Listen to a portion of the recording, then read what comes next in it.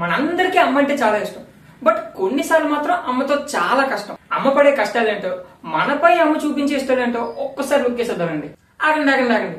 మీ అందరి కోసం నేను చేయి నొప్పి పెట్టేలా, మనసు బరువెక్కేలా చాలా డైలాగ్స్ అయితే కష్టపడి రాస్తున్నాను. మీరందరూ లైకుల ద్వారా, కామెంట్ల ద్వారా, సబ్స్క్రైబర్ల ద్వారా మీ యొక్క ప్రోత్సాహాన్ని నాకు చూపిస్తే మీ అభిమానంతో నేను ఇంకా రెట్టింపు ఉత్సాహంతో పనిచేస్తాను అనమాట. సో అందరూ అలా చూసి వెళ్ళిపోకుండా కొంచెం సబ్స్క్రైబ్ చేసేయండి. సో ఇంకా లేట్ చేయకుండా get in to the topic. మనందరూ ఇంట్లో గానీ బయట గానీ అమ్మతో చాలా సిల్లీ థింగ్స్ చేస్తూ ఉంటాం. అవేంటంటే ఒక్కొక్కటిగా చూసేద్దామండి. ఇందులో ఫస్ట్ది, మనందరికీ ఉన్న భయంకరమైన అలవాటు ఏంటంటే ఒక పక్క ఫోన్ చూస్తూ ఇంకో పక్క టీవీ చూస్తాం. ఇది చూసి అమ్మ ఊరుకుంటదంటే అబ్బే మీ నాన్న నేను కోటీశ్వరుడు కాదు, ఒక పక్క టీవీ ఇంకో పక్క ఫోన్ చూస్తున్నాం అంట. అదే అమ్మ కిచెన్ లో ఉండేటప్పుడు టీవీ ఆన్ చేస్తుంటే మనం వెళ్ళి అమ్మని తిడతాం, మీ ఆయన కోటీశ్వరుడు అనుకుంటున్నాం ఏంటి, ఒక పక్క టీవీ ఆన్ చేసి కిచెన్ లో పని చేసుకుంటాం. అప్పుడు మనకు తిరిగి వచ్చే డైలాగ్ ఏంటి తెలుసా, నేను వంట చేస్తూ టీవీ వింటున్నాను అని అంటారు. ఒకటి మాత్రం గుర్తుంచుకోండి, అమ్మల కిచెన్ లో ఉండేటప్పుడు సెటైర్లు మాత్రం వేయకండి. ఎందుకంటే వాళ్ళ చేతుల్లో గరెట్లు అట్లకాడలు అన్ని ఉంటాయి. ఇంకా అమ్మతో జరిగే సిల్లీ థింగ్స్ ఏంటంటే ఏదైనా వస్తువు, ఫర్ సపోజ్ గ్లాస్ గానీ రిమోట్ గానీ మనం పడేసామనుకోండి, ఆ రోజంతా తిడుతూనే ఉంటది. అదే అమ్మ గానీ ఆ వస్తువు పడేసింది అనుకోండి, ఫర్ సపోజ్ గ్లాస్ గానీ రిమోట్ గానీ, మనం అడుగుతా ఎందుకమ్మా ఇప్పుడు అన్ని పడేస్తూ ఉంటాం. తిరిగి అమ్మ నుంచి వచ్చే రెస్పాన్స్ ఎలా ఉంటుంది తెలుసా, ఆ గ్లాస్ అక్కడ ఎవరు పెట్టారు, ఆ గ్లాస్ ఎందుకు పెట్టావు అక్కడ అని తిరిగి మనకే తిడుతుంది. తప్పు చేసిన అమ్మైనా సరే మనకే తిట్లు. ఇంకా మెయిన్ చిన్నప్పటి నుంచి ఇప్పటివరకు జరుగుతూ వస్తున్న థింగ్ ఏంటంటే, మన ఇంటికి ఎవరైనా చుట్టాలు వచ్చినప్పుడు డబ్బులు ఇస్తారు. 100-200 ఎంత ఇస్తారు. మనం ఎక్కడైతే పోగొట్టుకుంటామో అని భయంతో వెళ్ళి అమ్మకి దాయమనేస్తాం. అమ్మాయి 500 దాయమనేసి అమ్మ కూడా జాగ్రత్తగా తీసేసుకుంటారు. కొన్ని రోజుల తర్వాత అమ్మ దగ్గరికి వెళ్ళి అమ్మ నేను ఇచ్చిన 500 ఏదమ్మా అని అడిగాం అనుకోండి, నువ్వు నాకెప్పుడు ఇచ్చావా, నాకు గట్టి ఇవ్వలే అని అంటారు. అమ్మ గుర్తు చేసుకో అమ్మా ఇచ్చావమ్మా అంటే ఇచ్చో ఖర్చు పెట్టేసాను అని అంటారు. అమ్మ ఏటమ్మా నా డబ్బులు మనిషి అంటే లేదు ఖర్చు పెట్టేశానని చెప్పాను అంటే, అమ్మా నా డబ్బులు ఇవ్వమ్మా, అయినా నా డబ్బులు ఎందుకమ్మా నువ్వు ఓడుకున్నావు అంటే, అప్పుడే నీ డబ్బులు నా డబ్బులు అని అంటున్నావా, ఇప్పుడే ఇలా ఉన్నావంటే పెద్ద మమ్మల్ని పెంచుతావో లేదో అని అంటారు. ఏం చేసినా అటు తిరిగి ఇటు తిరిగి మళ్ళీ మన మీదకి వస్తుంది. సో అందుకే ఇప్పుడు అమ్మతో పెట్టుకోకూడదు. అప్పుడప్పుడు మనం ఏదో ఒక పని చేస్తాం, లేదా చదివిన తర్వాత కొంతసేపు ఫోన్ చూస్తాం. ఆ ఫోన్ చూసినప్పుడే అమ్మాయి వస్తుంది. ఎప్పుడు ఫోన్ ఆ ఫోన్ లోనే చావు, అయితే బేగ్ కళ్ళు పోతాయిలే నీకు అని అంటది. ఇంకా జస్ట్ మామ్ థింగ్స్ ఏంటో తెలుసా, ఓన్లీ మన ఇండియాలోనే జరుగుతుందండి. ఇది ఏ దేశంలోనే జరగదు. ఫారెన్ కంట్రీస్ లో వాళ్ళ అమ్మ వాళ్ళ పిల్లల్ని ఎలా లేపుతుంది అంటే, నాన్న లేవు అని లేపుతుంది. అదే మన ఇంటి దగ్గర ఎలా ఉంటుంది తెలుసా, నాన్న లేవు అని లేపు, ఫ్యాన్ ఆపుతారు, దాన్ని బట్టి ఇంటిగా మనమే లేచిపోలేనమాట. ఇంకా కొన్నిసార్లు ఎలా లేపుతారంటే, టైం 7 అవుద్ది, అమ్మ మాత్రం లేచి లేగలేవు 9 అయిపోయింది ఇంకా లేగలేదు, రాను నీకు బాధ్యత లేకుండా పోతుంది అని అంటారు. లేచి టైం చూస్తే 7 అవుద్ది. ఎప్పుడైనా చూడండి, ఇంట్లో 2 పిల్లలు ఉన్నారు అనుకోండి, అంటే పెద్దవాళ్ళు చిన్నవాళ్ళు, అమ్మ ఫస్ట్ ఇద్దరిని తిడుతుంది. ఇందులో బలైపోయే వాళ్ళు మాత్రం పెద్దవాళ్ళని తిట్టగానే చిన్నవాళ్ళు భలే నటించేస్తారు. ఎంత దారుణంగా నటిస్తామంటే కమలాసన్ కూడా మా దగ్గర పనికిరాడు. ఎందుకక్క అమ్మని ఎప్పుడు అలాగే ఏడిపిస్తూ ఉంటావు, అమ్మ చెప్పిన మాట వినొచ్చు కదా నాలాగా, ఏటో నువ్వు ఎప్పుడు నువ్వు నాలా ఉండాలి అని అంటూ ఉంటాం అనమాట మా చిన్నపిల్లలు. అందుకే ఇప్పుడు ఇంట్లో చిన్న కొడుకు గాని చిన్న కూతురుకు గాని చాలా మంచి జరుగుతూ ఉంటది అనమాట. అమ్మకి కొడుక్కి కాదు కానీ అమ్మకి కూతుర్ల మధ్య గాసిప్స్ ఎలా ఉంటాయి తెలుసా, ఏదైనా విషయం పక్కింట్లో జరిగిందంటే, నీకు విషయం తెలుసా పక్కింట్లో ఇలా జరిగిందంట అంటారు.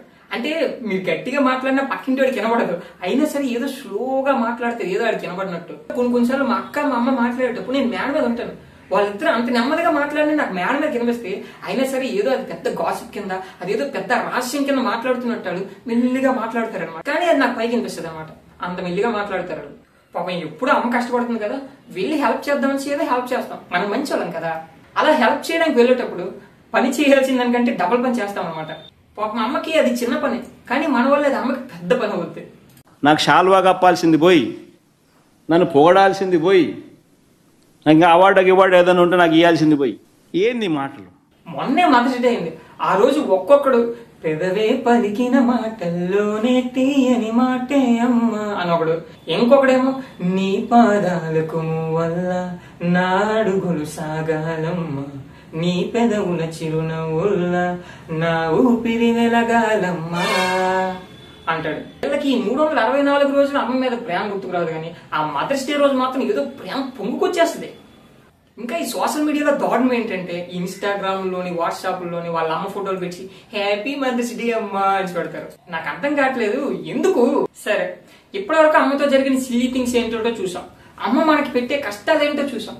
బట్ ఇప్పుడు అమ్మ మనపై చూపించే ప్రేమ ఏంటో ఒక్కసారి చూసేద్దారండి. నా చిన్నప్పుడు ఎప్పుడు ట్రిప్ కి వెళ్తానన్నా పిక్నిక్ కి వెళ్తానన్నా మా అమ్మ ఒప్పుకునేది కాదు. నా ఫ్రెండ్స్ వాళ్ళ అమ్మలు ఏమో ఏ ఊరు పడితే వాళ్ళ ఊరు పంపించేసేవారు. మా అమ్మ ఇక్కడికే బొబ్బులు వెళ్తానమ్మా అని కూడా వద్దు ఇంట్లోనే ఉండవు అని నేను అనుకుంటాను అనమాట. అనవసరంగా మా అమ్మ దగ్గర పుట్టాను, వాళ్ళ అమ్మ దగ్గర పుట్టినా బాగున్నా, వాళ్ళ అమ్మ ఎక్కడ పడితే అక్కడ పంపిస్తుంది, మా అమ్మ నన్ను బొబ్బులు కూడా పంపించట్లేదు అనుకుంటేవాడిని. మా అమ్మకి నా మీద నమ్మకం లేదు అసలు అనుకుంటేవాడిని. బట్ ఇప్పుడు పెద్దకి నాకు తెలిసింది ఏంటంటే అది నమ్మకం లేకపోవడం కాదు, జాగ్రత్త. అమ్మ ఎంత గ్రేట్ అంటే తనకు జ్వరం వచ్చినా అంత బాధని పెయిన్ ఫీల్ అవ్వదేమో కానీ మనకు జస్ట్ హెడ్ఏక్ వచ్చినా సరే విలవిల్లాడిపోతుంది. ఎప్పుడైనా మనకు జ్వరం వచ్చిందంటే తను అసలు పడుకోకుండా నిమిషానికి ఒకసారి మన తల మీద చేసి జ్వరం తగ్గిందా లేదా అని చూసుకోండి. ఇంత క్యూట్ గా ఉంటది కదా అసలు. అందుకే కేజీఎఫ్ మూవీలో ఒక డైలాగ్ ఉంటది, ప్రపంచంలో తల్లిని మించిన యోధులు లేవని. నిజమే కదండి, మనం పుట్టినప్పటి నుంచి తల్లి చనిపోయేటంత వరకు మన కోసం ఎన్నో కష్టాలు పడుతుంది. మనం కడుపులో ఉన్నప్పుడు తన్నే బాధను భరిస్తుంది, మనం కడుపులో నుంచి బయటకు వచ్చేటప్పుడు ఆ బాధను భరిస్తుంది, పెద్ద అయ్యాక తన్నితే ఆ బాధను కూడా భరిస్తుంది. మనం తిట్టినా కొట్టినా పడుతూ ఉంటది తప్ప మనం అది ఏనాడు కూడా ఒక మాట కూడా అందదు. అంతేకాదు మనం పెరుగుతున్న క్రమంలో మన ఫ్యామిలీలో ఎన్నో బర్డెన్స్ వస్తాయి, ఫైనాన్షియల్ గా ఎన్నో ఇష్యూస్ వస్తాయి, అయినా కూడా ధైర్యంగా నిలబడగలిగే శక్తి ఉంది మన అమ్మకి. మనం కాలేజ్ నుంచి రాగానో లేదా ఆఫీస్ నుంచి రాగానో ఏవేవో షోస్ పెడుతూ ఉంటాం, లేదా 11-12 వరకు అలా ఫోన్ చూస్తూనే ఉంటాం, కానీ పక్కనే ఉన్న అమ్మతో మాట్లాడాలని మాత్రం మనకు అనిపించదు, లేదా అమ్మకు ఫోన్ చేసి మాట్లాడదాం అనిపించదు. ప్రపంచం బాగుండాలంటే లేదు, నువ్వు బాగుండాలంటే మీ అమ్మతో 1 గంట లేదా 1 అరగంట గడిపి చూడు, మీకే తెలిసిపోతుంది. నీకుండే సమస్యలన్నీ తీరిపోతాయని నేను చెప్పను, కానీ నీ సమస్యకు ఒక పరిష్కారం అయితే ఖచ్చితంగా దొరుకుతుంది. మన ఎవరో అమ్మకి ఐ లవ్ యూ చెప్పం, ముఖ్యంగా మన బాయ్స్ అయితే అస్సలు చెప్పం. ఎందుకంటే మనకు కూడా తెలుసు అమ్మకి ఐ లవ్ యూ అనే వర్డ్ సరిపోదు అనేసి. ఐ లవ్ యూ ఏంటి, అమ్మకి ఏది ఇచ్చినా సరిపోదు. తన ప్రేమకి ఆప్యాయతకి తనకి మన మీద ఉండే నమ్మకంకి నిజంగా ఆమెకి మనం ఏమిచ్చినా సరిపోదు కదండి. చిన్నప్పుడు నా జీవితంలో కాదు చాలా మంది మిడిల్ క్లాస్ ఫ్యామిలీలో జరిగేది ఏంటంటే పక్కింట్లో ఏమైనా చిన్న బర్త్డే పార్టీస్ కానీ ఏమైనా పార్టీస్ ఏదైతే బేసికల్గా అమ్మాలని ఎక్కువగా పిలుస్తూ ఉంటారు అనమాట. అక్కడ ఇచ్చే ఆ స్వీట్స్ కానీ లేదా ఏవైనా తినుబండారు కానీ అమ్మ అక్కడ తినకుండా దాచిపెట్టి మన కోసం ఇంటికి తీసుకొస్తుంది. చూడండి ఎంత క్యూట్ గా ఉంటది ఆ మూమెంట్. చాలా మంది అనుకుంటారు అది కక్కుర్తి అనుకుంటారు, అది కక్కుర్తి కాదు, ప్రేమ. ఎందుకంటే తను తినకుండా తన పిల్లలకి ఇస్తుంది చూసారా, అది తల్లి ప్రేమ. ఈ మధ్య న్యూస్ లో చాలా చదువుతూ ఉన్నాను, తన సొంత తల్లినే తన కన్న తల్లినే ఇంటి నుంచి బయటకు పంపించేసేవారు, లేదా ఇంటి దగ్గరే ఉన్నా కూడా సరిగ్గా చూసుకునేవారు. చాలా మందిని అయితే నేను ఈ న్యూస్ లో గానీ బయట గానీ చాలా చూస్తూ ఉన్నాను. రీసెంట్ గా దగ్గర కూడా చదివాను. లెట్ చిట్టి స్టోరీ. హైదరాబాద్ లో ఒక కొడుకు తన తల్లిని షాపింగ్ అని తీసుకెళ్లి మొత్తం గాజులు చీరలు అన్ని కొనేసి బాగా షాపింగ్ చేసేసి ఆవిడ చాలా ఆనందంగా అయిపోయిన తర్వాత సాయంకాలాన వాళ్ళ అమ్మని ఒక ఓల్డ్ ఏజ్ హోమ్ ఎదురుగా ఉంచేసి, అమ్మ నువ్వు ఇక్కడే ఉండి నేను మళ్ళీ వస్తానని వెళ్ళిపోయిన కొడుకు ఇప్పటిదాకా రాలేదంట. మా తల్లి చాలా ఆవేదనతో ఆ రోజు చెప్తుండగా విన్నాను. అంటే సొసైటీలో ఇప్పుడు ఇలాంటి వారు ఉన్నారండి. ఒక్క విషయం గుర్తుంచుకోండి, ప్రేమించే సత్తా లేని వాడికి విడిపించుకునే హక్కు లేదు. నాకు తెలిసి ఇన్నోసెంట్ మదర్స్ లో లాస్ట్ జనరేషన్ మనదే అనుకుంటా.